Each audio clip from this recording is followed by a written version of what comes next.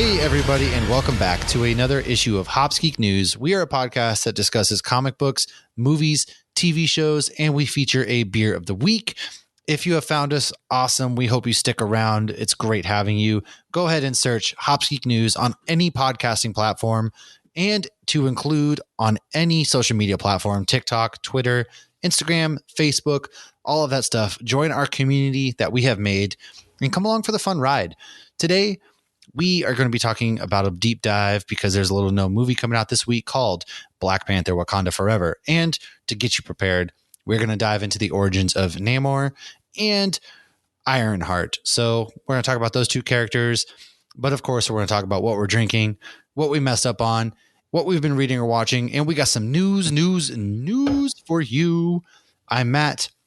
With me is Lauren. If you want to support the show, go to patreon.com/Hops Geek News, where we do a lot of fun stuff. So shout out to our Patreons out there now. My beer of the week, however, in honor of this episode, is one that I had been saving. It is the OG from Weathered Souls Brewing Company out of San Antonio, Texas. Their Black is Beautiful Imperial Stout that comes in at 8.82%. It is brewed to support justice and equality for people of color. If you remember a long time ago, back in the year 2020 of our Lord, this brewery, Marcus Baskerville, was the pioneer behind this. He started a movement called Black is Beautiful, and it's something that really took off with 10% of profits that get donated to organizations that are dedicated to racial equality. Go ahead, visit blackisbeautiful.beer to learn more. And I hadn't had this straight from the source. We've had a ton of Black is Beautiful beers from all different breweries across the world, in the country.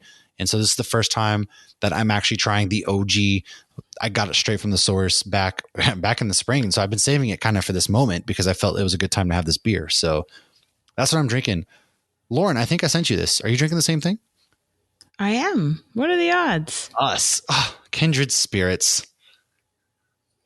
So I actually had a Black is Beautiful just before this when we recorded our live show, and that one was from Sidewards. So now I'm drinking the, like you said, the OG, the Weathered Souls one. But I'm drinking out of my Spider-Man glass because the only comic I read with Ironheart was in a Spider-Man comic. Yeah. So I thought that was fun. That's true. But, you know, it's funny, and we'll get into this a little bit later, but when we first recorded or started this podcast in 2020, I mean, hell, we started it before Chadwick Boseman passed. So I remember we did a whole thing when he passed, and actually we drank Black is Beautiful beers because the initiative had just kicked off then and was huge.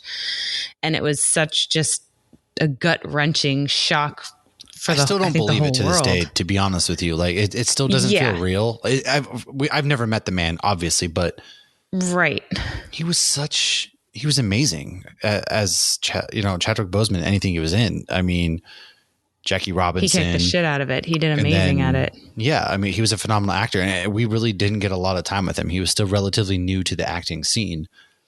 And so to hear all of a sudden that he passed, it was just that gut check of what? Because these guys, they seem invincible to you. Yeah. Played some iconic roles. I think anybody who plays a superhero does feel invincible to us. I like that. That makes sense. Anybody you really look up to. Think of how, for us, are really kids. I mean, the kids, and then just anybody who, what he did for them, what anybody who we look up to, our heroes, to us, our heroes really do seem invincible. And to hear that they're not always the case sucks. And by all accounts, he was a great dude too, which is just makes it even better because in the year 2022, once again, it seems like every time you turn around, somebody that you love is making stupid decisions, and it's like, well, that sucks, but he seemed like a genuinely good guy. And so to the good die young, like they say. Yeah. But only the good die young. But we had talked about that, and we had also talked about our most underrated superheroes, and you picked Aquaman and I actually picked Namor. So, and we both did a little bit of comic book origin on those characters.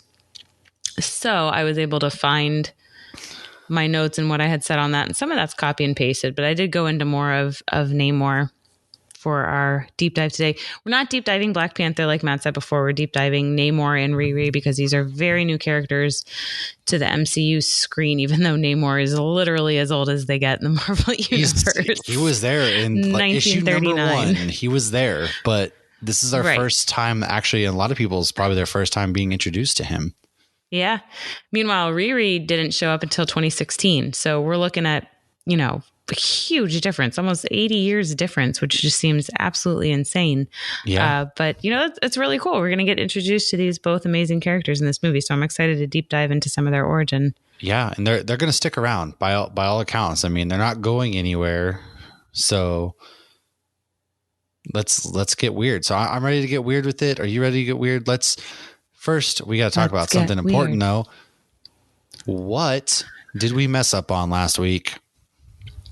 Or I always feel like you start with the what did we mess up on? Sometimes it's what should I have elaborated on? Or what did I say I was going to look into? Sometimes it's just a follow-up segment.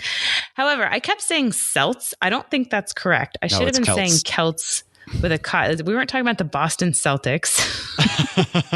But I kept saying Celts. So it should have been with the Ka sound. Another thing, so we were talking about Saw Win last week, which if you read it, it looks like Sam Hain. So I learned some stuff later that I felt was worth mentioning that I probably should have looked up beforehand, because I had only mentioned his influence in the pop culture of Supernatural, but he's also in the Ghostbusters cartoon. He's one of the villains to face the Ghostbusters. He's a strategic ghost with the ability to manipulate time in order to cause eternal light. He also has more than one movie that's just his name. There was a movie in 2018. It only got 2 out of 10 stars that was called Samhain. But I can't imagine why. The biggest thing I can't believe we didn't mention, because we've talked about this movie more than once, and you influenced me to watch this movie last year. Trick or Treat, the main little creepy dude is called Sam for Sam Hain, which is actually Samhain. So he's punishing people for violating the rules of his holiday.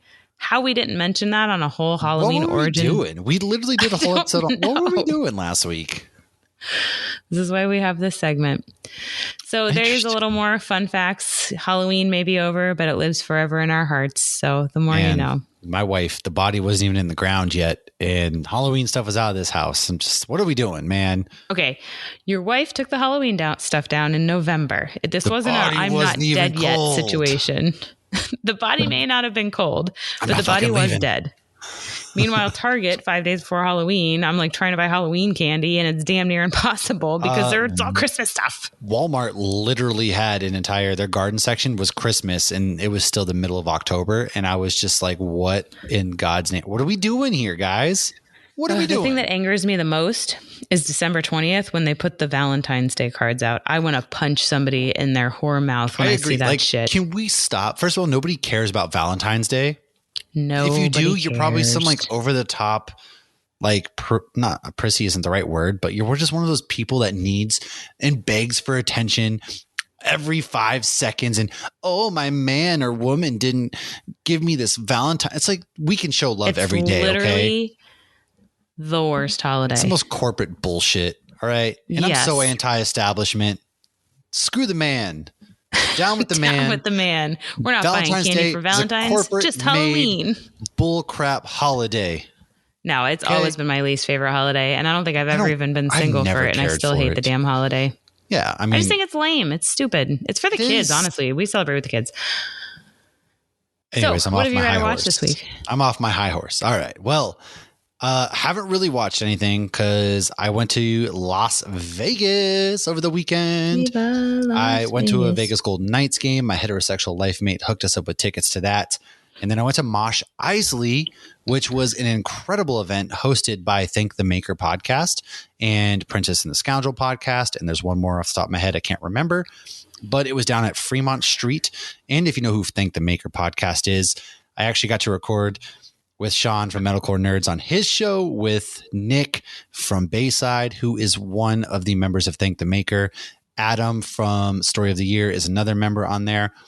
And so it was really, really freaking cool getting to go to this, and everybody's dressed up as Star Wars characters. I know we talked about this on Hops News, but I was shocked how amazing this sounds. It was truly amazing. Because we follow Thank the Maker. They post some hilarious memes and stuff. Oh, they're amazing. Yeah, they're amazing people, hilarious memes, really great Star Wars podcast. And so they played emo music. A lot of people dressed up. My favorite of the night was definitely the inflatable Han Solo and Carbonite guy who had grayed his face out too. And he was just moshing in the pit. People brought their lightsabers that they built at Galaxy's Edge. I wish I did, but I'm very nervous about bringing it literally anywhere because I don't want to break it. But people braved it. They brought it. People came from all over. You had some really cool costumes like Padme. There's a really cool Anakin cosplay where just like they had the bottom of their face was Darth Vader and the top was like Anakin as a Sith Lord. It was sick. So sick. Wait, and like his mask tore off? Yeah, I mean, kind of. It was like a half and half, like Anakin Vader. So like the bottom, like so from kind of like in Rebels, from or just under the nose. It was like from just under the nose down was like the bottom part to Darth Vader's mask. And the top up, so the eyes were kind of like blackened around, but they had like the red, dark, angry and the eyes, scar, and the hair looked just like Anakin's. And it was probably that one was really, really good. They had blow up inflatable Death Stars. Roosevelt's was there giving out stuff. I got a really cool Roosevelt's koozie, and they're a company that I rep on the reg because their shirts are my favorite shirts on planet Earth. So it was just a lot of fun, just getting off the plane and just being surrounded by like all these people who grew up listening. We all listened to this music, this genre of music together. We kind of grew up together, have this safe space for us, and to go from this event. And then the very next morning we woke up and went to When We Are Young, which a lot of people kind of had their doubts about, but we got there at 8:30 and we were the front of the line. And I noticed, so you had to have a clear backpack, and I noticed they weren't looking inside these backpacks. So Josh's sister brought a bottle of Jameson and we wrapped it up in my flannel. And so we smuggled in a whole ass bottle of Jameson because security literally wasn't checking for anything. And it kind of was worrisome because you could have brought a gun in there and nobody would have known.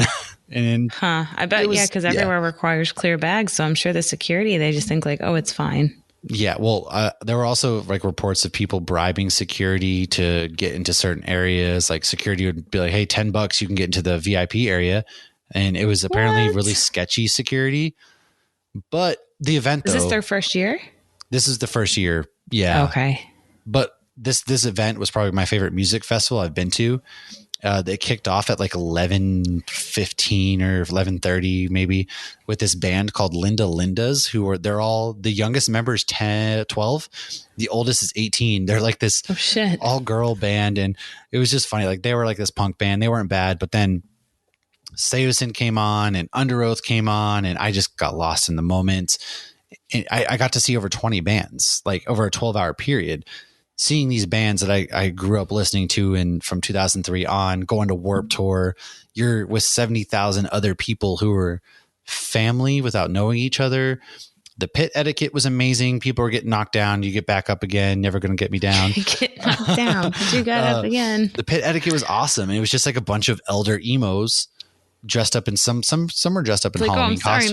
Man. Put a heating pad on that tomorrow. But yeah, I mean, a lot of us, that's what it was. Like a lot of people in line were like, I brought Tylenol. I popped Tylenol through the day. Like a lot of us had Tylenol with us for this reason. Like we knew what we were getting into. We are no longer young. We were not young, but the bands were past tense. Yeah. The bands there were just as happy to be there as the fans, I think. And it really came across.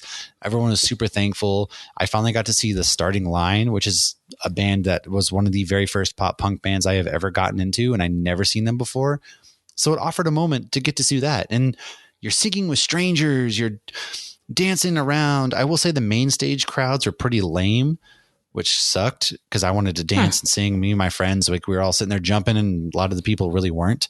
But the side stages, like I got to see Ice Nine Kills, who was a band that I really love too, and I never seen them before, and I was in the pit for them and getting to see their production. They're a horror themed, so they did a lot of cool stage production. And overall, man, it was just such a great show. It was you left it, and I'm still riding that high because again, like this is all stuff we grew up with. We all grew up in this scene together, and to get everybody back into one area, and thank God, whoever's idea was to put turf grass down at this venue is a genius because it made it easier on your knees and your feet. Like you were still dead tired after 12 hours, but when you're jumping around, you're on turf grass. So it wasn't like you're on pavement, and then you could also sit down, and it was also more cushion. So that was pretty nice. We have real grass in Florida, so I've never had to deal with that. Well, this was at first of all, Vegas, you can't really have real grass anymore because they're trying to save water. But it was at the fairgrounds, and so they specifically laid turf down for this event, and it was genius because they wanted, cushioning. So it was cool. Great. And then I went to some breweries on Sunday and came back home, but that music festival, like, it just has me so jazzed, and it was the best thing. And it ended with My Chemical. I got to see Paramore. Like, you go from Bring Me the Horizon and Ice Nine Kills to 4 Year Strong to Paramore to MCR, and it was truly incredible. And Hayley Williams, I still love you. Still hoping to get married someday.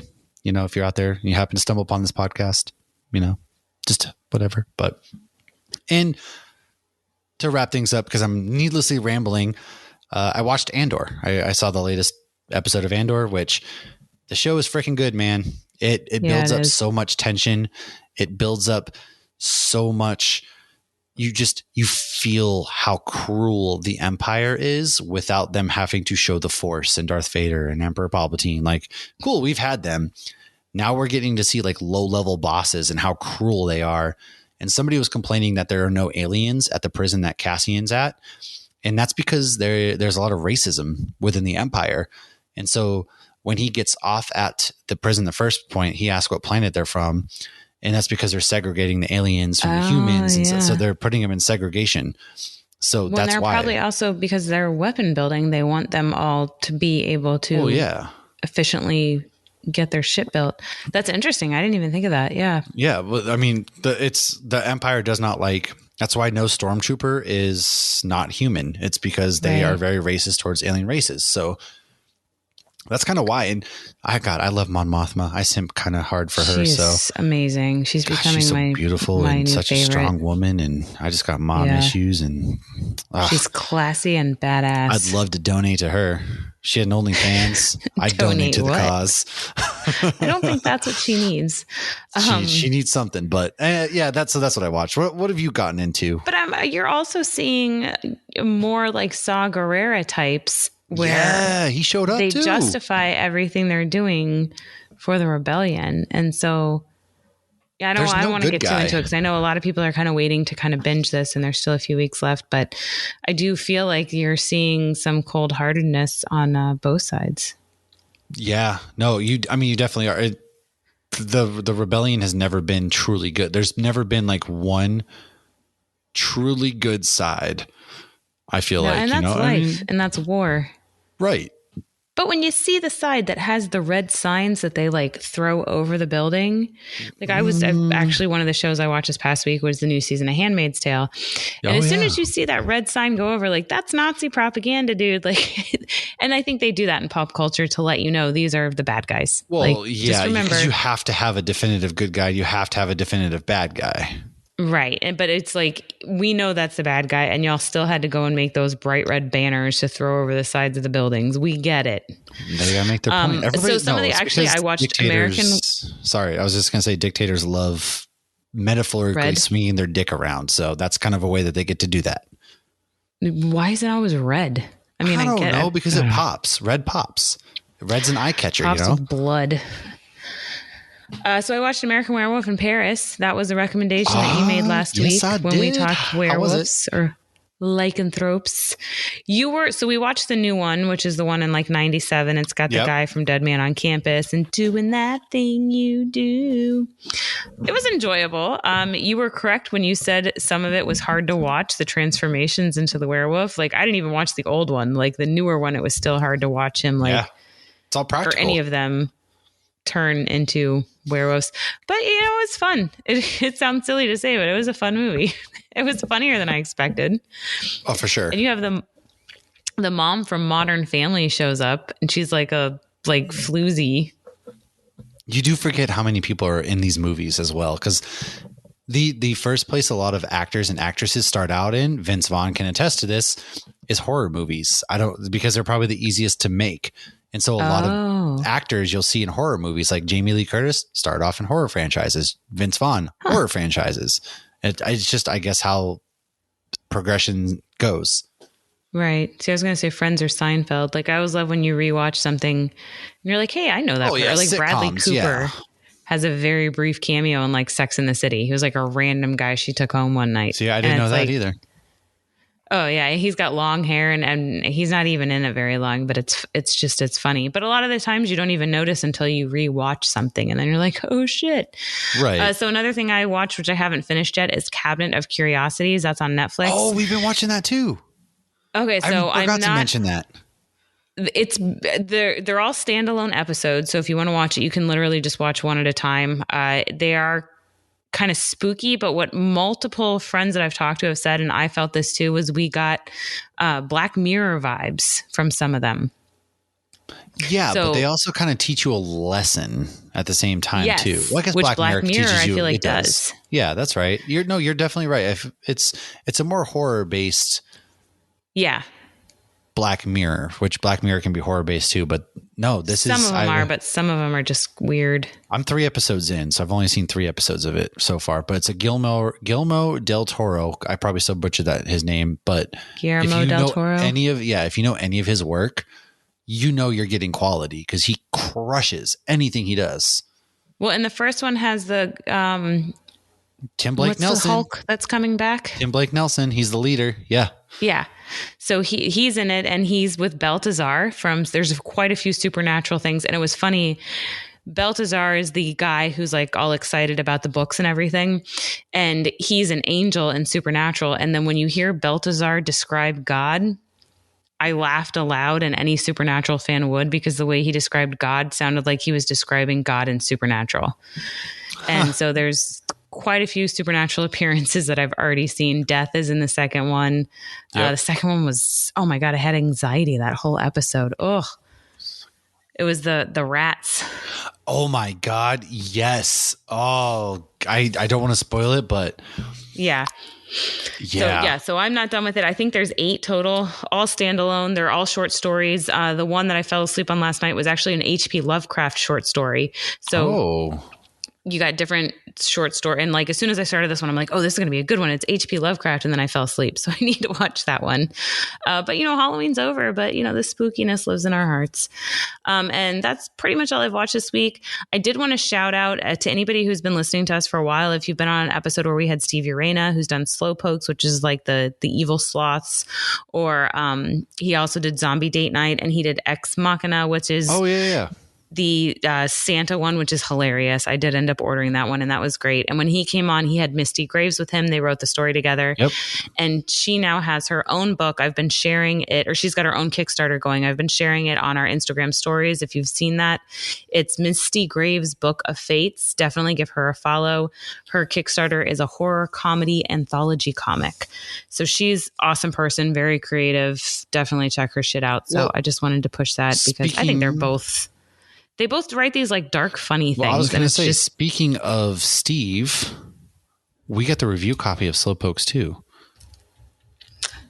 And I laugh when I read his comics. They're love hilarious. It so much. It kind of kicks off it kind of gives me Jeepers Creepers 2 vibes because they're on a bus.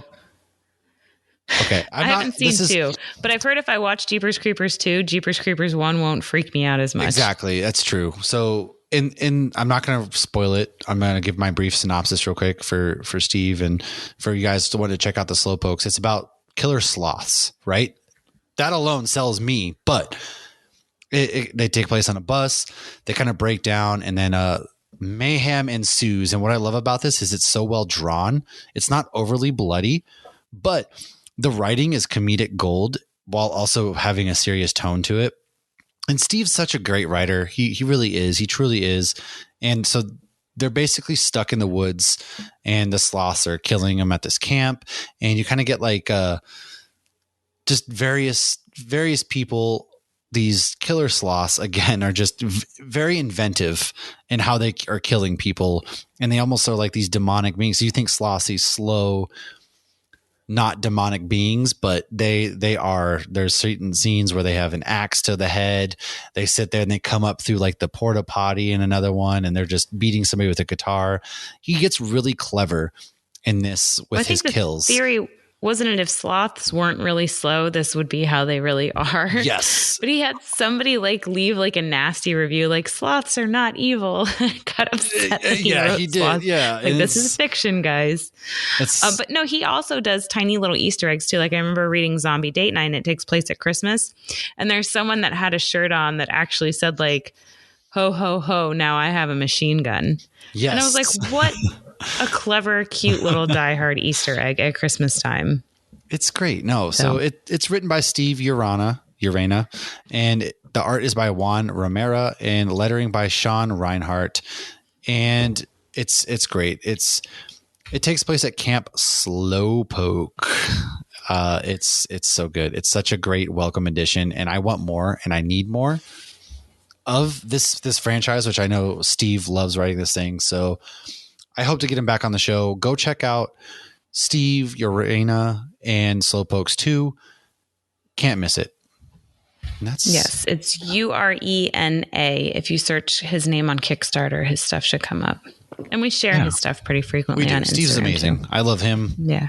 Great friend of the show. And I'm not just giving you a review to say like blow smoke. Like it's legitimately great. The artwork pops. It's very crisp. The kills are fantastic. He's not paying us. No, the kills are fantastic. And the story overall is great. So do yourself a favor. He just sent a killer sloth to make us say this. Yeah. Why don't we go into some news? You got some news? You want to transition into some news? Why don't you kick us off? I don't have too much. So Universal has already announced one of their haunted houses for next year for Horror Nights. I found this appropriate because we just did the theme park episode with Theme Park Blurred. Chucky is going to be the house. Universal Orlando's Nintendo Park will have a Donkey Kong roller coaster. I'm just wondering if they're going to like throw barrels at you or if it's going to look like barrels are coming at you.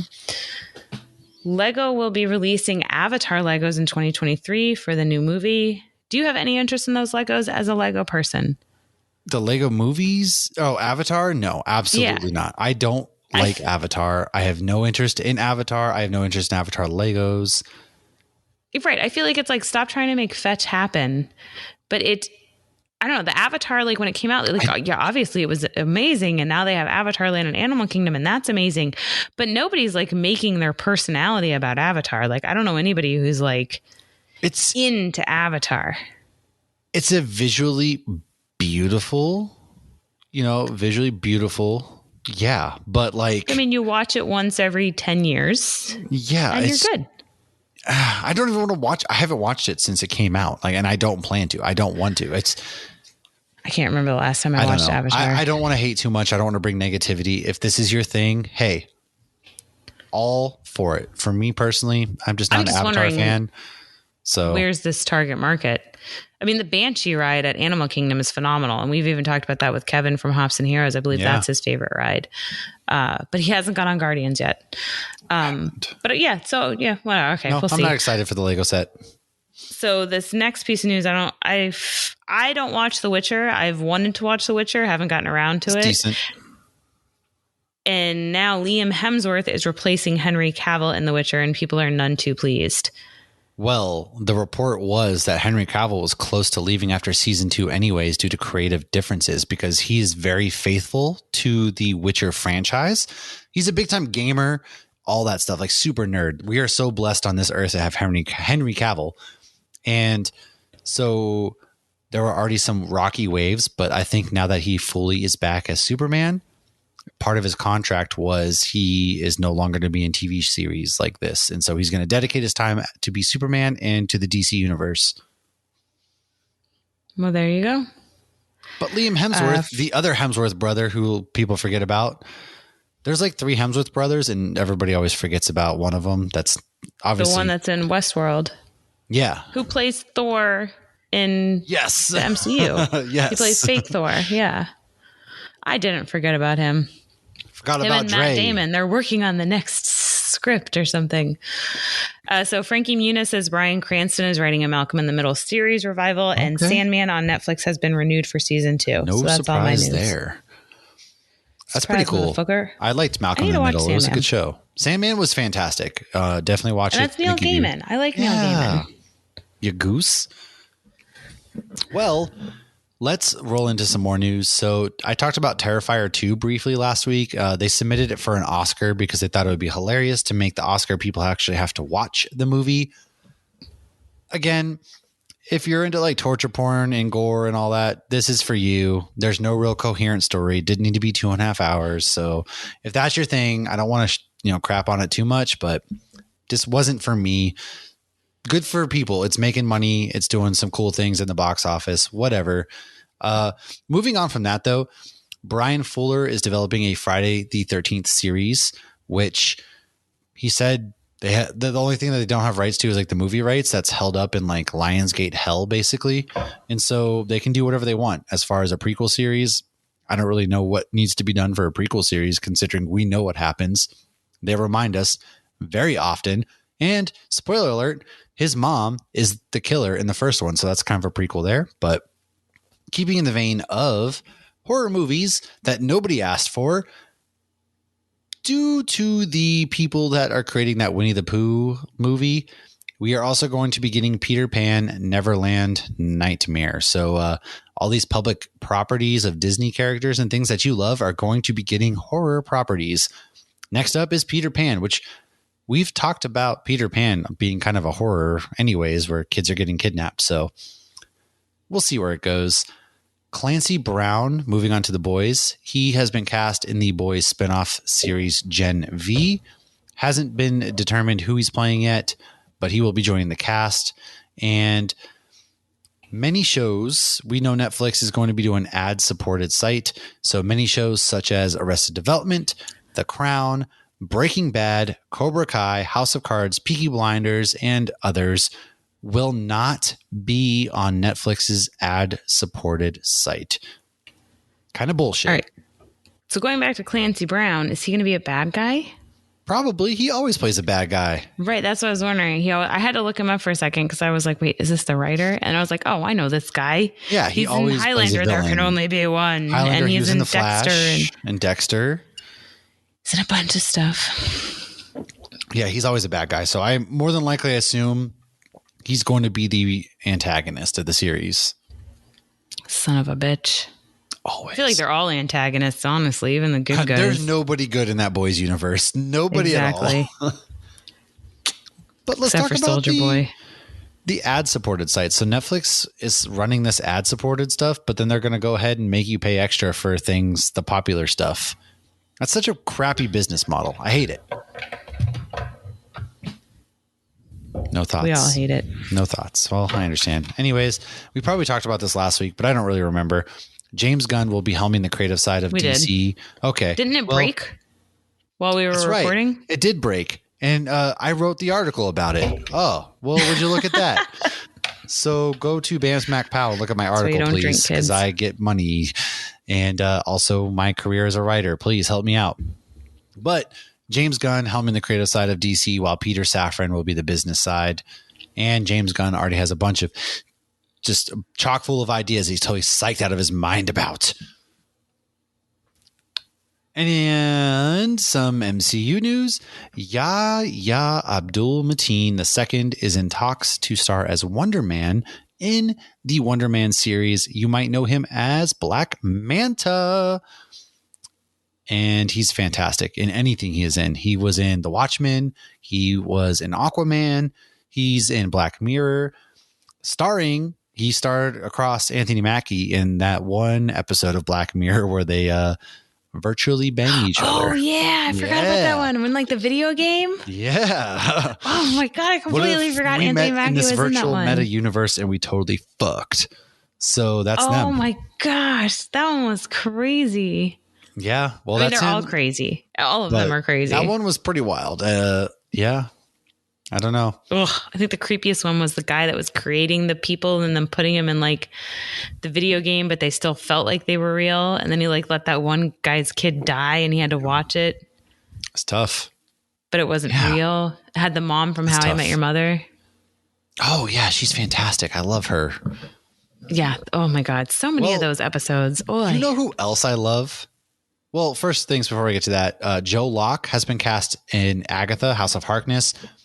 I'm going to go out on a limb and he's going to be Wiccan. That's my guess.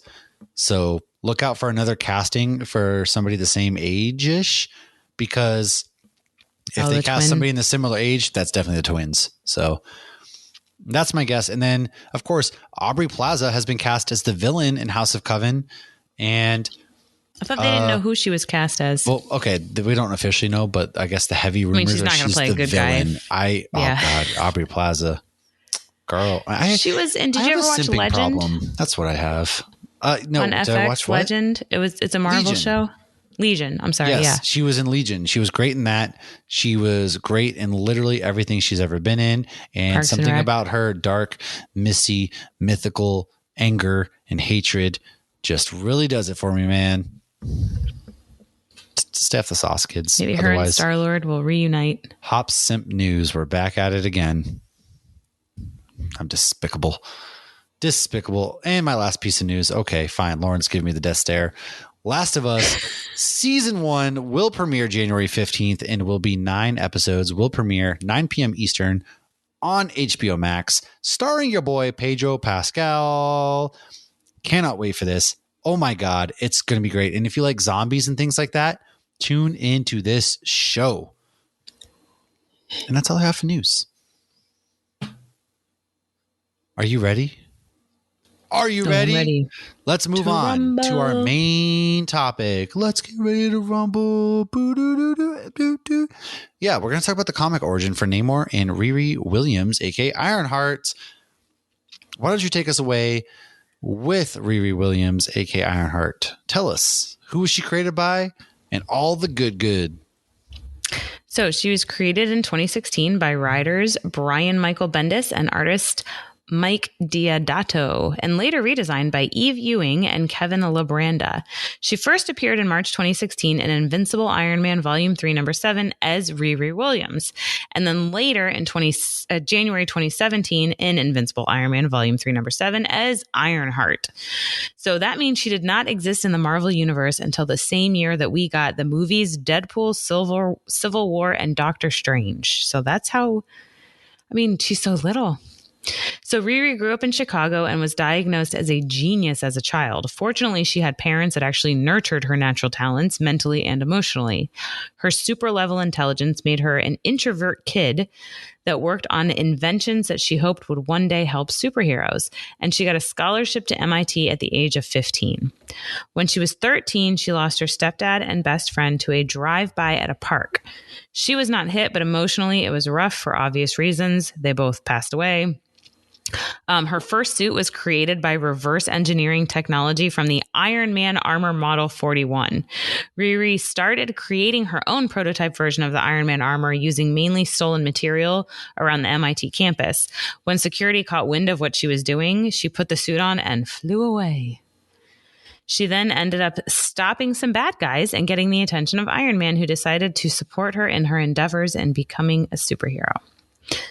So Riri later helped Iron Man during the second superhero Civil War, fighting against the forces of Captain Marvel. Tony ended up in a coma at the end of Civil War, so Riri took up the mantle with the aid of Tony AI, and she took up the name Ironheart. Ooh. So this is not I'm just taking up the name Iron Man. She is her own character. Do you think that we're going to have some Tony artificial intelligence somehow? That would be cool. I didn't even think of that. Like, she's going to obviously get the suit, and I think she's in Wakanda for school purposes, but that would be a really cool way to kind of bring RDJ back into the universe in some way. That would be cool. And we do have some fun facts about her other AI and actually Robert Downey Jr. that I'll let you take away the fun facts. But Surprised. Her powers are basically the same as Tony. She's super smart, heart of a hero, but she's less of a narcissist than him, and she's not super rich. So why don't you take it away with some fun facts about Riri? That's pretty cool. So fun facts. She was actually once a part of the Champions, which is a group of teenage superheroes, not to be confused with the Young Avengers. Do you think we'll end up getting the Champions rather than Young Avengers? No, I think we're going to go Young Avengers because it certainly just seems like they're building up for the Young Avengers, in my opinion. But it seems like a lot of them have been in both. Well, yeah, that's just superhero, right? I mean, you got all these people that are a part of different teams, but I think I think most people where the money is the Young Avengers versus the Champions. I mean, who's to say we don't start with the Young Avengers, right? You get Kate Bishop, you get Ironheart, you get Yelena and all of that stuff. And then what if down the road, eventually we break off and then we get the Champions, or maybe we get like a side movie with a few of these characters titled the Champions, or maybe we get like a series like the Defenders. Maybe we get that as the Champions or whatever that looks like, because we have Secret Wars coming up and we have a lot. There's just a lot happening over the next couple of phases. So it's also possible we do get Champions first and then that turns into the Young Avengers.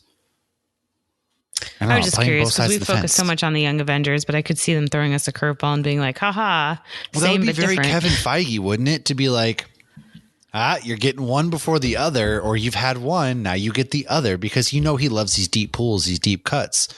Right. Or like you thought you were getting Mephisto. Well, apparently we are. Sacha Baron Cohen, allegedly. We'll get into that at the end. We have a letter to the editor from Sean. We have 2 letters to the editor today. Sweet. Oh. I texted you the other one, you fool.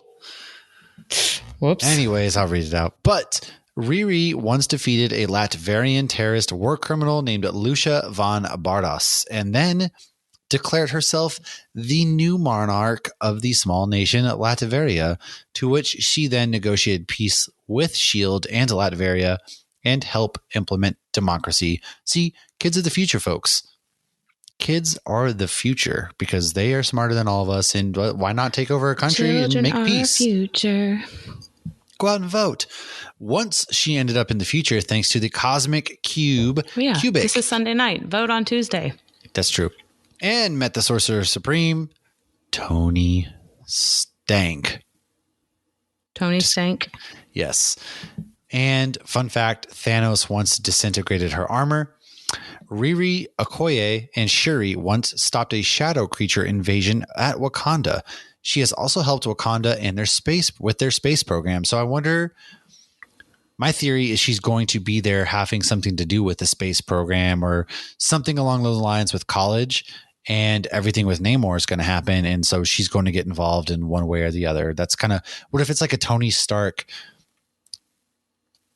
college funded program or something like that? Oh, I mean, like she got one of the MIT scholarships. I like that. The scholarship program. Well, she's there because Wakanda is public now. And T'Challa wanted to go out and do stuff. Yeah. So what if she's there for that and then these events go down and she creates this suit because she's wicked smart and does that? At Target today, they had, it was hard not to buy it. It was only $28. They had a package that had Ironheart in her armor, Shuri, and Namor. And the Namor looked legit. Like it really looked like the actor all in one. And they were, the height of the dolls. Oh, yeah. Not dolls, I know what you're talking action about. figures. The tall ones, though. We don't play with dolls around here. They're pretty tall, like 12 inches or something. I don't know. Well, Riri was designed after the actress Ski Jackson, who played Zuri Ross in the Disney Channel sitcom Jessie. Hey, and Jessie. She was actually captured by and had a run-in with the 10 Rings. See, it's all connected, folks.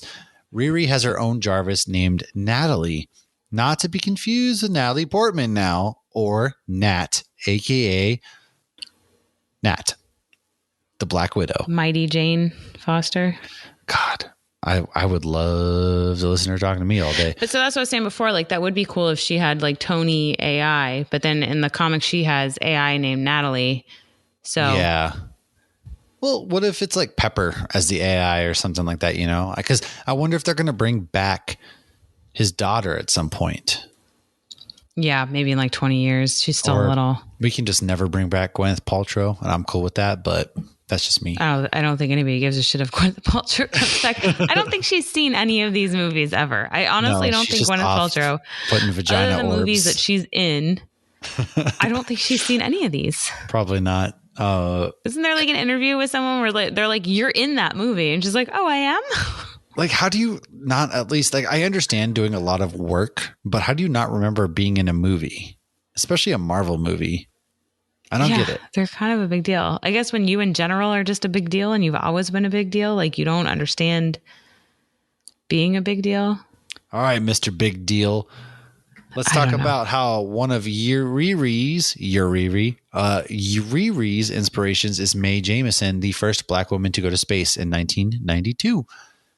Before we knew she was going to be in Black Panther Wakanda Forever, RDJ himself had said that she should be introduced to the MCU. I wonder if he had any pull into this.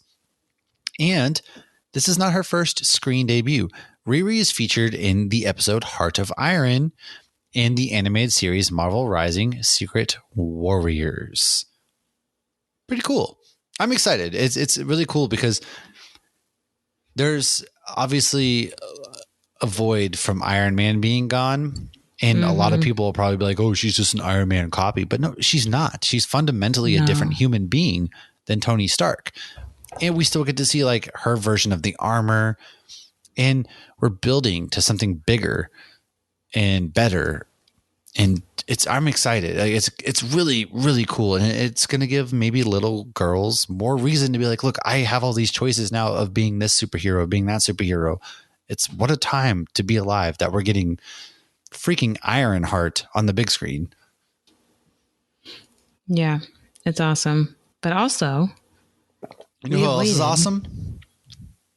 Who? Namor, the Submariner, aka the first mutant, baby. I'm so excited for this. I can't even. We actually did talk about him in 2020. And we even talked about him flooding Wakanda in 2020. We did. And it was actually on our YouTube. I don't even think had Chadwick Boseman passed when we talked about this. I don't know. No, I don't think so at this point. Anyways, yes, so he is amazing. I am so excited to have Namor enter this universe because yes, we talk about like, oh, this is an Aquaman, ripoff, Namor and Aquaman are so different. They could every not iteration be further from each other.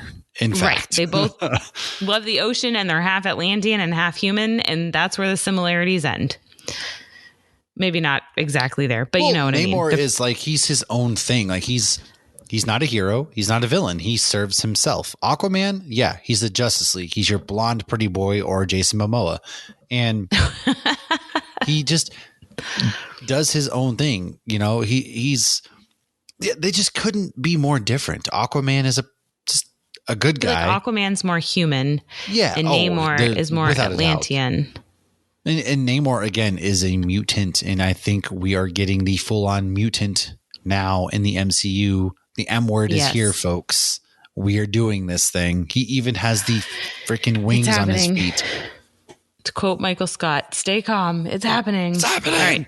So Namor was created by Bill Everett and first appeared in Marvel Comics #1 in 1939. The first. He was there. However, before this, he was actually teased and appeared in Motion Pictures Funny Weekly issue 1, which was given out for free at movie theaters 6 months before his Marvel Comics appearance. Could you imagine if you had one of those? Like if you grabbed this free comic book and kept it? And like your grandma passed it down to or something like that?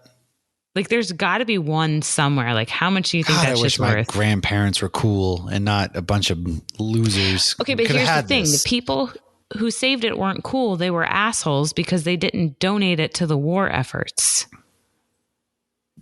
That's why comics that are really old are worth money. It's the assholes who didn't donate their paper or whatever to the war efforts. Good. Well, I'm glad they didn't. The war was won without them. Look, they didn't need to donate it. I love that you're in the military and you're allowed to say it because you're in the military. Listen, the war was won regardless if they donated their paper or not. Like, okay, we could have gotten paper elsewhere. My comic book of cat punching Hitler. My comic book is worth millions. Worth a lot. Speaking of which, I didn't win the Powerball, so that's why I'm still sitting behind this mic talking and hoping somebody listens to me. Ouch. I'm on the other side of this mic. If you win the Powerball, you're leaving me behind. No, you're coming with me. We're going to Superstardom. We're going to all of the Marvel MCU. We're paying our way to the premieres. You're now the sponsor of this podcast. Hey, guess what? I'm sponsoring Daddy Warbucks. All right. So Namor has been considered the first Marvel mutant, not via when he existed, obviously, because Wolverine's older than him, Apocalypse, yada, yada, yada.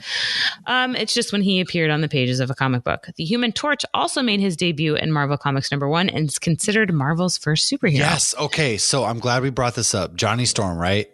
So this reminded me, okay, this whole thing reminded me of our letters to the editor we got today.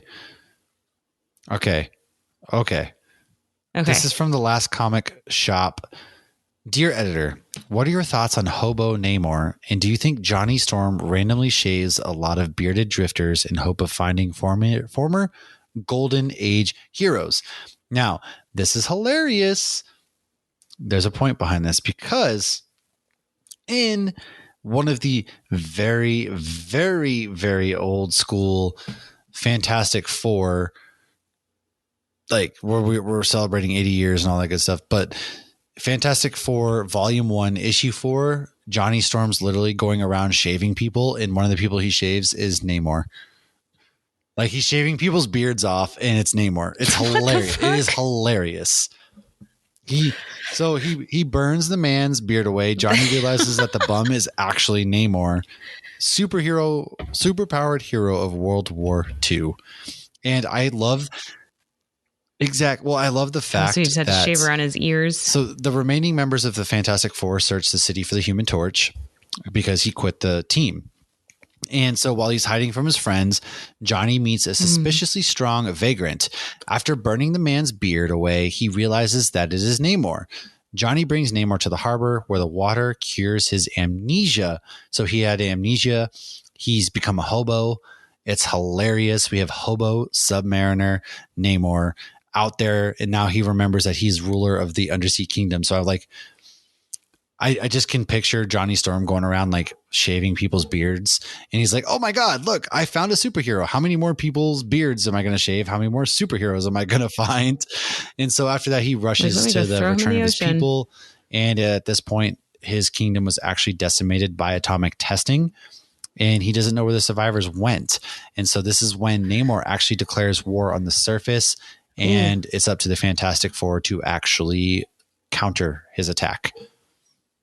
So that's where that letters to the editor comes from. Yes. That's a storyline I did not read or know anything about. And kind of forgot about it until I got remembered by the Last Comic Shop. Yeah. Namor gets amnesia. Johnny Storm shaves his beard. He's cured. Then he realizes that he has to launch war on the surface world for killing his people. So yeah, that's that. Well, that's cool.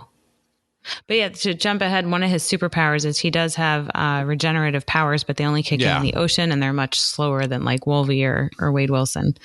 But so, yeah, he is obviously the Human Torch, but the original Human Torch was Jim Hammond. I couldn't remember the name. I just searched it.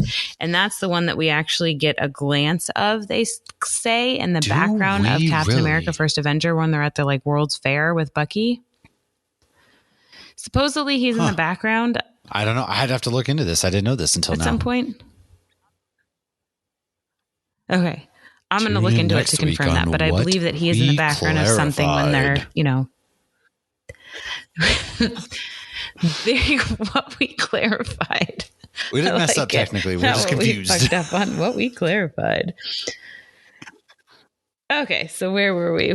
We got off track. But no, that was a fun tangent. I liked that one. Okay, so Namor the Submariner, he does rule Atlantis. He's half mutant or half human and half Atlantean. After World War I, when explosives were used to clear some icebergs, they unknowingly harmed his underwater home. The sailors were actually looking for vibranium, which I found interesting. This was viewed as an attack, and the king of Atlantis sent his daughter and a scouting party to investigate. The daughter then fell in love with the captain of the ship that attacked them. I mean, this is like a Hallmark movie.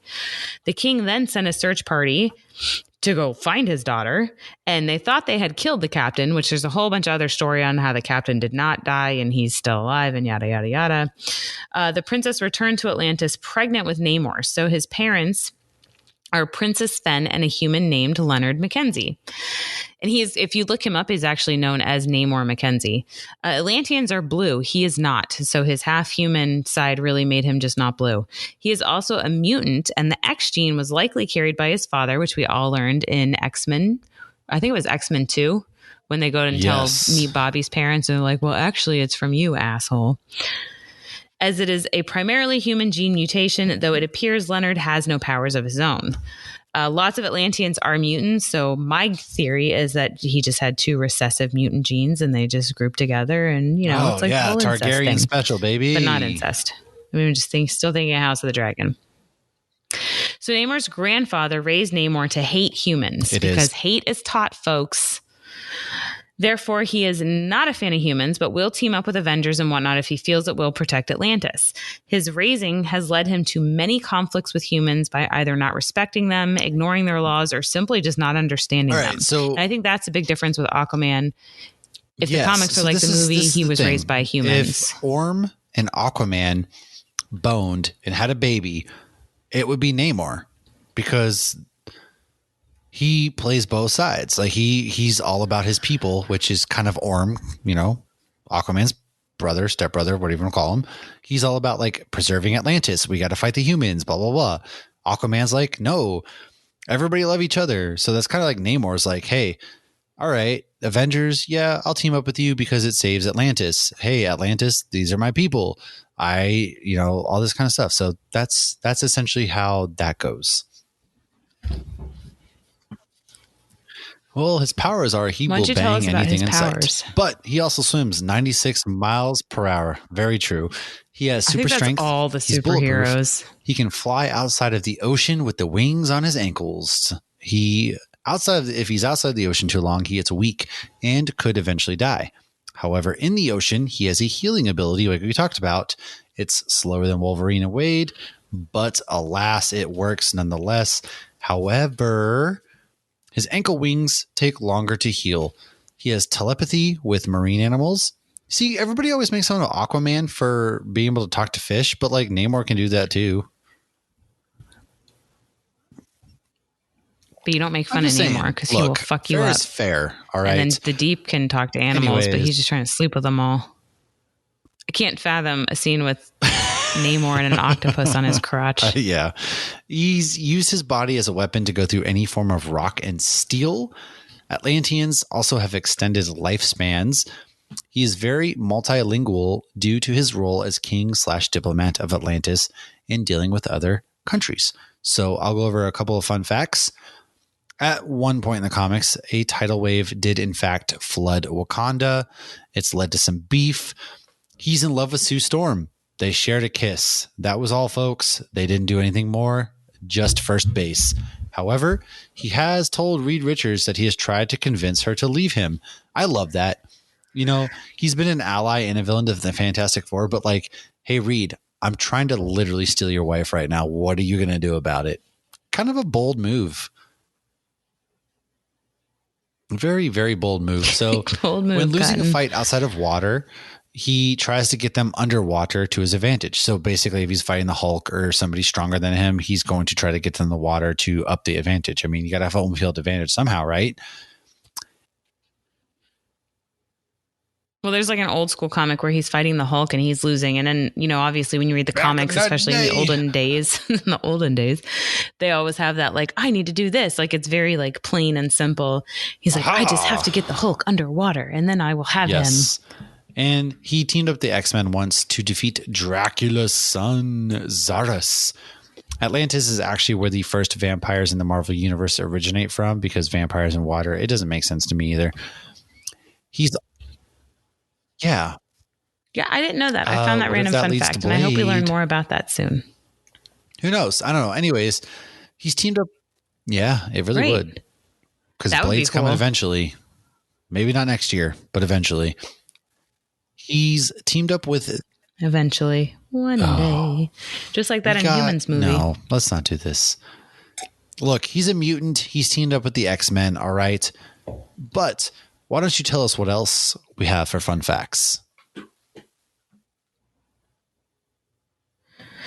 So he's also been on the Avengers, the Defenders, the Invaders, All Winter, and the Illuminati. During the events of Avengers Disassembled, when the Avengers were at their lowest, Namor was among the former Avengers who returned to the mansion to actually help bolster up the heroes. So look at him. Namor and Cap seem to have a lot of story arcs working together. They've even fought in World War II together alongside Human Torch and Bucky. So I think it's just like a mutual respect kind of thing.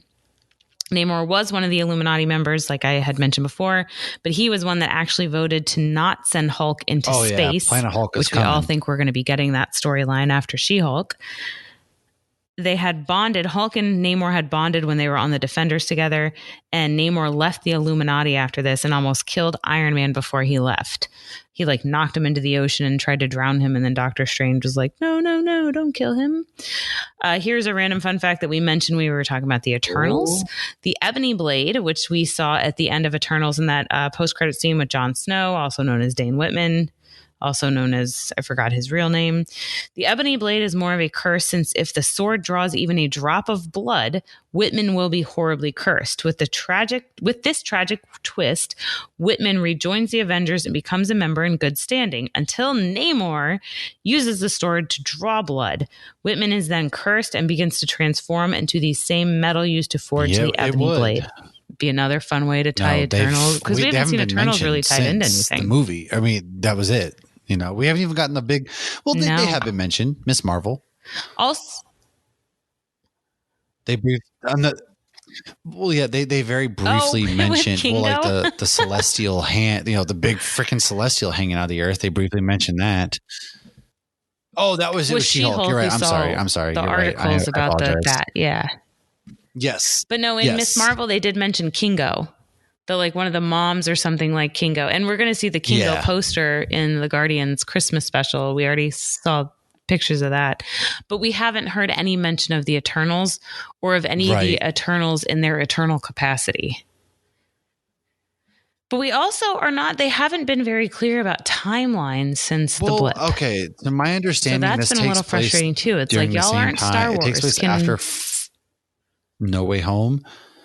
And takes place during Doctor Strange Multiverse of Madness. So that's my understanding. Okay. All right. I just feel like they need to be more clear with that. You're right. It's starting to get like with anytime I'm watching anything Star Wars, I have to remind myself timelines and stuff. Yeah. No, you're right. This is this time. So Namorita is Namor's cousin, and she lost her life in the initial blast that began the Civil War.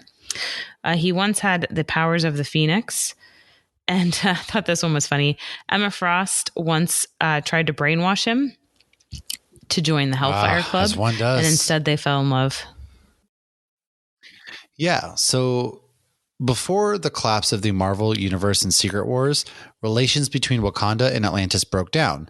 The two nations became engaged in a brutal, prolonged conflict that costed them both dearly, all the while Black Panther and Namor reluctantly worked together with the Illuminati to resolve the collapsing multiverse issue. When Shuri, who was leading Wakanda in conflict at the time, found out T'Challa was working with Namor, she cast the former king out. T'Challa was made king of the dead instead, and was tasked with protecting the area surrounding Wakanda. Having lost everything thanks to Namor, T'Challa's hatred for the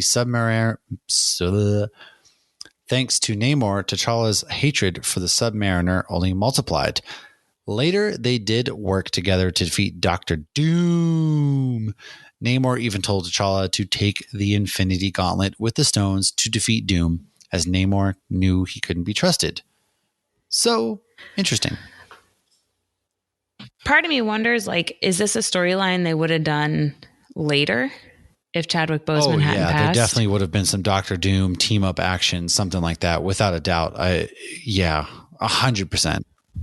I wonder if they'll ever tell us what the original plan was. Not. I think they'll that probably just say there was no real plan, but they were about to start filming. Ryan though. We all know Coogler had that there first was something. dibs on Namor, though. That did come out. So he was going to be in the next one anyways. Huh. I wonder how much had to be changed. I'm really curious. I always love the behind the scenes stuff crazy. as much as the actual movie things itself. Oh yeah, I wonder if I'm sure they'll do a Wakanda Forever Assembled. They've been doing it with all of them. Oh god, so it's gonna hit like a ton of bricks, just like this movie will. I know. Bring your tissues. So yeah, this is our last episode before that movie comes out. So our next episode we record, we will have seen it. But yeah, bring your tissues, kids. So one of the things I did read this week is I actually got they just started a Namor the Submariner comic book, and it is titled Conquered Shores Part 1. It's pretty good. I mean, it's only one issue and obviously it's short, but he's basically not like king of Atlantis anymore. But at the same time, it's like Waterworld, like everything's been flooded. And he's trying to kind of play middleman between the Atlanteans and the humans. And of course, everybody's mad at him except Captain America, who's trying to help him. And you can't make new babies. Apparently, that's a whole thing that we're seeing a lot in futuristic shows like The Handmaid's Tale and this. It's like nobody can get pregnant. Nobody's had a baby for 2 years. Luke Cage is in it, and he's very angry at Namor. It looks like it should be good. I hope it stays good. But it's an interesting storyline, I feel like, for Namor. And then we have a letter to the editor before we wrap up. It's from our dear friend Sean from Metalcore Nerds, which if you haven't listened to him, you are wrong. He does everything we do, but he also puts a metalcore spin to it and does it amazingly. So check out him, search Metalcore Nerds, and he asks, do the Mephisto rumors make you more excited about Ironheart? I'm going to be honest with you. The rumors are Sacha Baron Cohen supposed to be Mephisto showing up in Ironheart. Look, man, it's hard to get excited for Mephisto after that roller coaster of WandaVision. But yeah, in a sense it does, because one of the main antagonists of Tony Stark was, the Mandarin. And so what if we kind of get some elements of that magical, like you've always thought, like, what if Iron Man faced against magic, right? And Mephisto's not strictly magic, but he has some elements to it. So it would be really interesting seeing how Riri, her first big outing solo, would do against something like Mephisto. And especially because we assume that Ironheart would have tie-ins directly to Armor Wars and things like that. So yeah, I think adding that supernatural element to Ironheart, it kind of has me excited. At the same time, I'm cautiously optimistic and also realize that we probably aren't actually getting Mephisto, but who knows? So it doesn't make me more excited just because I haven't even watched the second trailer for Black Panther. I've been trying to avoid a lot of it. I just feel like there's just been too many spoilers with a lot of this stuff. And I have no problem with Sacha Baron Cohen being Mephisto. I've seen him in, the Chicago 7. I've seen him in other things. I know that he's a great actor. He's not just Borat. He is a great actor. Legit. Yeah, so I have no issue with him being Mephisto. I am excited if he is Mephisto. But the thing is, like, I'm sick of getting excited from rumors or trailers. I genuinely love getting excited in the theater. It's a moment that you're sharing with all. It's kind of like how you're talking about We Are Young. It's these like-minded strangers that you have this weird sense of camaraderie that they may understand you more than your best friend, because your best friend doesn't understand why you're bawling your eyes out at Endgame. True. No, but just like, no, you're 100% correct. Again, cautiously optimistic, but at the same time, setting realistic expectations. Right. I will say, though, that finding out about Wolverine in Deadpool 3 ahead of time made sense. And I loved how they did it, because I feel like that movie isn't going to be a brief cameo. So they kind of had to. Oh, yeah. He's definitely the main character. And Hugh was the one who approached Ryan about coming back. Like, Hugh wanted to come back, which is even better. He's like, oh, I'm going to retire. I can't do this anymore. 2017, I'm saying goodbye to it. Psych. No, gotcha, you're not. Bitch. No. Oh, it's amazing. And honestly, come on, with CGI, you could still play this shit when you're 90. I'm just saying, you can just always just play old man Logan, man. You could. We can do anything now. We can deep fake people and all sorts of scary things. Right? Look at Michael Douglas. How young was Michael Douglas in Ant-Man, and how old was Peggy Carter? Exactly. It's always creepy, but... That's hilarious. No, yeah, I am excited. I'm excited about the future of the MCU in general. I think a lot of people are getting fatigued. Me, I always like, what's next? Like, there are so many possibilities, I'm not fatigued with any yet. Of that Star Wars or Marvel. Bring it on. We're living in a golden age, so I'm really just trying to live in the moment of we are getting all this crazy Star Wars content, all this crazy Marvel content, and now that James Gunn is helming the DC world, we have a bright future to look ahead of us in DC. So it's as nerds and fans of pop culture, we're living in a truly golden era that you never would have thought was possible. So I'm trying to just soak it in. It's not the silver age of comics. Exactly. It's the golden age of We'll look screens. back eventually in history and film history and be like, wow, we can pinpoint the moment where things really took off. And is it always going to be this way? Probably not. Nothing ever can truly sustain itself. But at the same time, we lived a lot of really cool stuff. We're still playing catch up from 2020. And yeah, we also lost our entire lives in 2020. So it's like, I want that year back. But yeah, no, I think it's like overload now. It is, because we are playing catch up to an extent. I mean, you have to, and studios need to make their money. Actors want to make their money. There's things that were filmed before COVID that couldn't come out during COVID. And so it is a bit of a catch up, and I'm okay with that. It'll slow down. I think everything will even out probably after next year. I think you're really going to start to see things evening out to an extent, and we'll all kind of start to breathe a little bit, and we'll be clamoring. Like, you remember in 23 when we got Ant-Man and Kang on the big screen, and this kicked off phase 5 and 6 and the Fantastic Four and this, that, like Ant-Man was the key once again. And who knows? Yeah. So that's all we have for today. As always, hey, appreciate people writing in. If you want to do it, you don't have to do it or associate with our topic whatsoever. You can just shoot us a letter to the editors like, hey, what do you think about seals in Antarctica? And we'll talk about seals in Antarctica for whatever reason. So do that.